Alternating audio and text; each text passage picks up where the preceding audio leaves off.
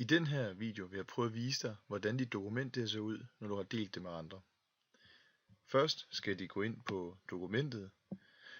Jeg har delt mit dokument med den her person med et kortlink. Jeg skriver kortlinket ind her. Og bliver videresendt til dokumentet. Jeg kigger hurtigt, at jeg har rettigheder til kun at vise dokumentet. Det kan være lidt problematisk, hvis det er en opgave, og derfor går jeg op under filer her, oppe i venstre hjørne. Og her kan jeg vælge enten at vil downloade dokumentet som et Word-dokument eller som et OpenOffice-dokument. Eller hvis jeg vil arbejde videre i Google Docs, kan jeg trykke på her, på at jeg vil lave en kopi. Jeg bliver spurgt om, hvad jeg vil kalde det her nye dokument. Det kan jeg kalde opgaver matematik for eksempel.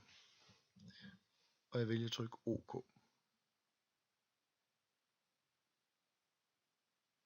Og med lidt tålmodighed skulle det vise sig, at jeg nu vil få oprettet et dokument der her.